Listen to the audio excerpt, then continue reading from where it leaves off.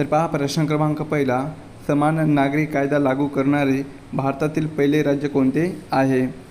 विद्यार्थी मित्रांनो, प्रश्नाचं जर उत्तर येत असेल तर कमेंट बॉक्समध्ये देण्याचा प्रयत्न करा. तर या प्रश्नाचं उत्तर पहा ऑप्शन क्रमांक 2 उत्तराखंड. तर पहा समान नागरी कायदा लागू करणारे भारतातील पहिले राज्य कोणते आहे? तर ते उत्तराखंड हे राज्य आहे. प्रश्न क्रमांक दुसरा, पश्चिम घाटातील सर्वाधिक उंचीचे पर्वत शिखर कोणते आहे? तर या प्रश्नाचं उत्तर पहा ऑप्शन क्रमांक 1 अन्नाईमुडी. तर पहा पश्चिम घाटातील सर्वाधिक उंचीचे पर्वत शिखर कोणते आहे? तर ते अन्नाईमुडी हे पर्वत शिखर आहे. तर पहा अन्नाईमुडी हे पहा कोणत्या राज्यामध्ये आहे? तर ते केरळ. कुठे? केरळ या राज्यामध्ये आहे. तर या अन्नाईमुडी या पर्वत शिखराची उंची किती आहे? तर ती 2695 मीटर. किती? 2695 मीटर अन्नाईमुडी या पर्वत शिखराची उंची आहे. प्रश्न क्रमांक तिसरा, देशातील पहिले ज्येष्ठ नागरी आयोगाची स्थापना कोणत्या राज्याने केलेली आहे? तर या प्रश्नाचं उत्तर पहा ऑप्शन क्रमांक 2 केरळ. तर पहा देशातील पहिले ज्येष्ठ नागरी आयोगाची स्थापना ही केरळ या राज्याने केलेली आहे. प्रश्न क्रमांक चौथा, राष्ट्रपतींना महाभियोगाद्वारे पदावरून काढून टाकण्याचा अधिकार खालीलपैकी कोणास आहे? तर या प्रश्नाचं उत्तर पहा ऑप्शन क्रमांक 2 संसद. तर पहा राष्ट्रपतींना महाभियोगाद्वारे पदावरून काढण्याचा अधिकार हा संसदेला असतो. प्रश्न क्रमांक 5, संतोष ट्रॉफी पुढीलपैकी कोणत्या खेळाशी संबंधित आहे? तर ऑप्शन क्रमांक 2 पहा फुटबॉल. तर संतोष ट्रॉफी ही पहा फुटबॉल या खेळाशी संबंधित आहे. प्रश्न क्रमांक 6, सरदार वल्लभभाई पटेलांची तुलना ही खालीलपैकी कोणाशी केली जाते? तर या प्रश्नाचं उत्तर पहा ऑप्शन क्रमांक 2 बिस्मार्क. तर सरदार वल्लभभाई पटेल यांची तुलना पहा बिस्मार्क यांच्याशी केली जाते. प्रश्न क्रमांक 7, भारतीय घटनेच्या डॅश कलमान्वये अस्पृश्यतेची प्रथा नष्ट करण्यात आलेली आहे? तर या प्रश्नाचं उत्तर पहा ऑप्शन क्रमांक 4 17. तर पहा आपल्या भारतीय राज्यघटनेच्या कलम 17 या कलमान्वये अस्पृश्यतेची प्रथा ही नष्ट करण्यात आलेली आहे. प्रश्न क्रमांक 8, पंढरपूरचे विठ्ठल मंदिर सर्वांसाठी खुले व्हावे यासाठी कोणी आंदोलन केले होते? तर या प्रश्नाचं उत्तर पहा ऑप्शन क्रमांक 2 साने गुरुजी. तर पहा पंढरपूरचे विठ्ठल मंदिर सर्वांसाठी खुले व्हावे यासाठी साने गुरुजी यांनी आंदोलन केले होते. प्रश्न क्रमांक 9, भारतामध्ये राष्ट्रीय मानवी हक्क आयोगाची स्थापना कोणत्या वर्षी झाली? तर ऑप्शन क्रमांक 1 पहा सन 1993. तर भारतामध्ये राष्ट्रीय मानवी हक्क आयोगाची स्थापना ही सन 1993 या वर्षी झालेली आहे. प्रश्न क्रमांक 10, माझी कन्या भाग्यश्री या योजनेची सुरुवात कधी झालेली आहे? तर या प्रश्नाचं उत्तर पहा ऑप्शन क्रमांक 2 1 एप्रिल 2016. तर पहा माझी कन्या भाग्यश्री या योजनेची सुरुवात ही 1 एप्रिल 2016 या दिवशी झालेली आहे. पुढचा प्रश्न आहे, सर्वाधिक लांबीचा समुद्रकिनारा लाभलेले भारतातील राज्य कोणते आहे? तर ऑप्शन क्रमांक 3 पहा गुजरात. तर सर्वाधिक लांबीचा समुद्रकिनारा लाभलेले भारतातील राज्य कोणते आहे? तर ते गुजरात हे राज्य आहे. पुढचा प्रश्न, सत्यमेव जयते हे घोषवाक्य खालीलपैकी कोणी लोकप्रिय केले होते? तर ऑप्शन क्रमांक 2 मदन मोहन मालवीय. तर पहा सत्यमेव जयते हे जे घोषवाक्य आहे तर ते पहा मदन मोहन मालवीय यांनी ते लोकप्रिय केलेले होते. नेक्स्ट क्वेश्चन, देशातील पहिले smart manage EV charging station कोठे सुरू करण्यात आले?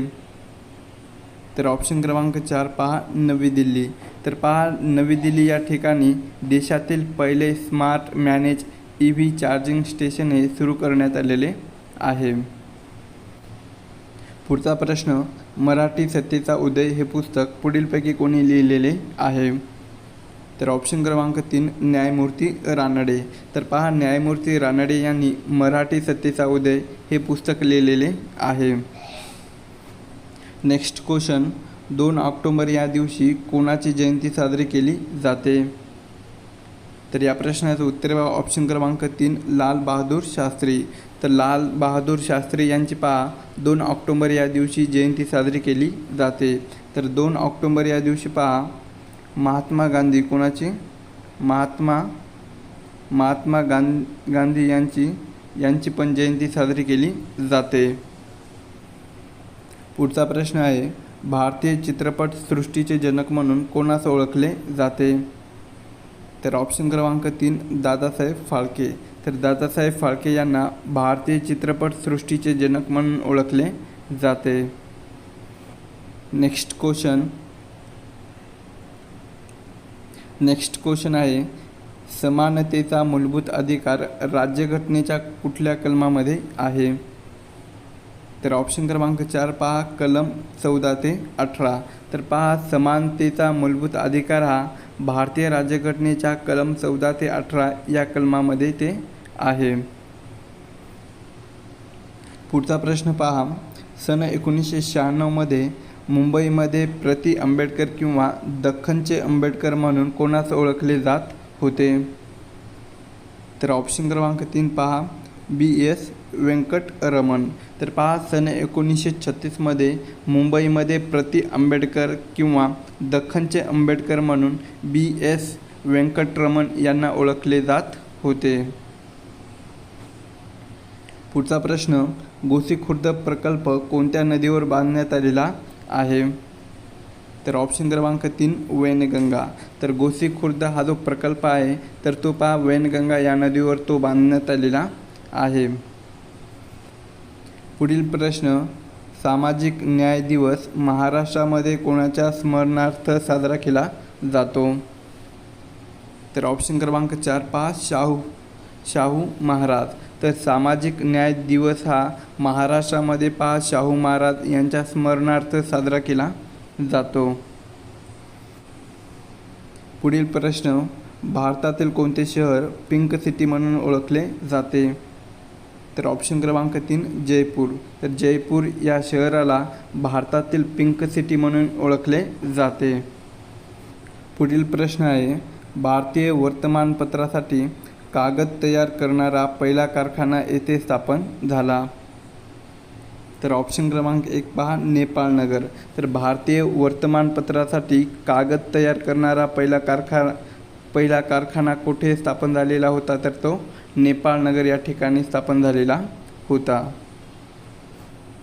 पुढचा प्रश्न, राष्ट्रीय मतदान दिवस कोणत्या तारखेला साजरा केला जातो? तर ऑप्शन क्रमांक 4 25 जानेवारी. तर पहा, राष्ट्रीय मतदान दिवस हा 25 जानेवारी या तारखेला तो साजरा केला जातो.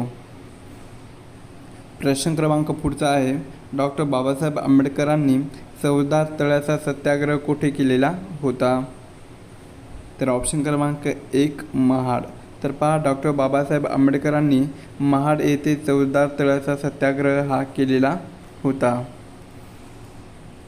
पुढचा प्रश्न, महाराष्ट्रातील 100% आदिवासी लोकसंख्येचा जिल्हा खालीलपैकी कोणता आहे? तर ऑप्शन क्रमांक 4 नंदुरबार. तर पहा, महाराष्ट्रातील 100% आदिवासी लोकसंख्येचा जिल्हा कोणता आहे? तर तो नंदुरबार हा जिल्हा आहे. पुढील प्रश्न, महात्मा गांधीजींचे राजकीय गुरु पुढीलपैकी कोण होते? तर ऑप्शन क्रमांक 3 गोपाळकृष्ण गोखले. तर पहा, महात्मा गांधीजींचे राजकीय गुरु कोण होते? तर ते गोपाळकृष्ण गोखले होते. पुढचा प्रश्न आहे, काळविटासाठी महाराष्ट्रातील कोणते अभयारण्य प्रसिद्ध आहे? तर ऑप्शन क्रमांक 1 पहा देऊळगाव रेहेकुरी. तर काळविटासाठी महाराष्ट्रातील पहा देऊळगाव रेहेकुरी हे अभयारण्य प्रसिद्ध आहे. पुढील प्रश्न आहे, भारतातील सर्वात लांब नदी खालीलपैकी कोणती आहे? तर ऑप्शन क्रमांक 4 गंगा. तर भारतातील सर्वात लांब नदी कोणती आहे? तर ती गंगा ही नदी आहे. नेक्स्ट क्वेश्चन आहे, रजत क्रांती ही कोणत्या क्षेत्राशी संबंधित आहे? तर ऑप्शन क्रमांक 3 पहा, अंडी उत्पादन. तर रजत क्रांती ही पहा अंडी उत्पादन या क्षेत्राशी ती संबंधित आहे. नेक्स्ट क्वेश्चन, महाराष्ट्रामध्ये सर्वात जास्त काळ पदावर राहणारे राज्यपाल खालीलपैकी कोण आहेत? तर ऑप्शन क्रमांक 4 पहा, PC अलेक्झांडर. तर महाराष्ट्रामध्ये सर्वात जास्त काळ पदावर राहणारे राज्यपाल कोणते आहेत? तर ती PC अलेक्झांडर हे राज्यपाल होते.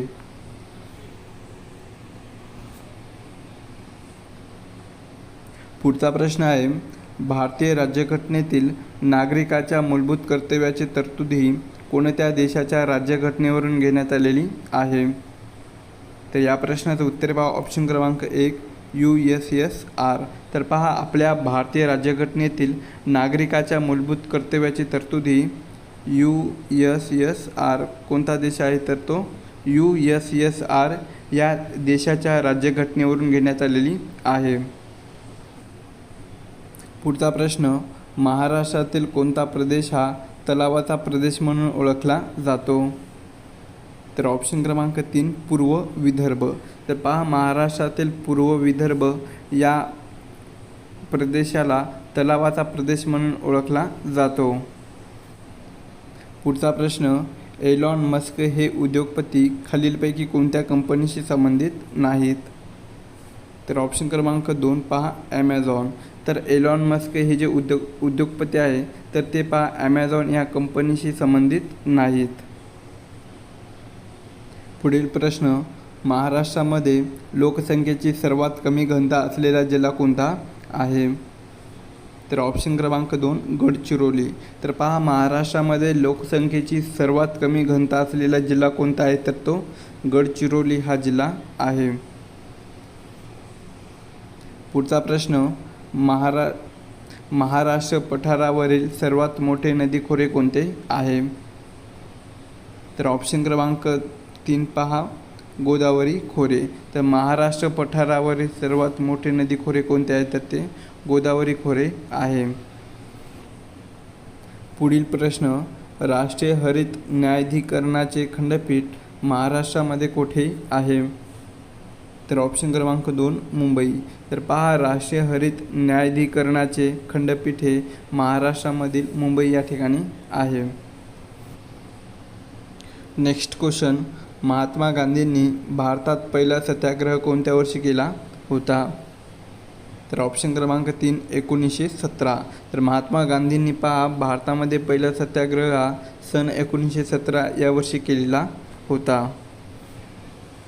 पुढचा प्रश्न, पुढीलपैकी कोणत्या राज्याची सीमा बांगलादेश या देशाची संलग्न नाही? तर ऑप्शन क्रमांक 3 मणिपूर.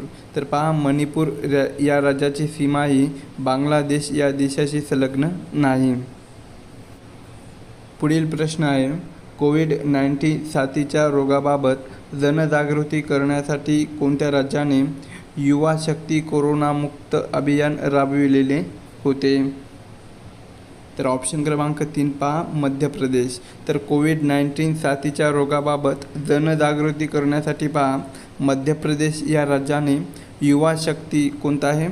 युवा शक्ती कोरोनामुक्ती अभियान हे राबविलेले होते.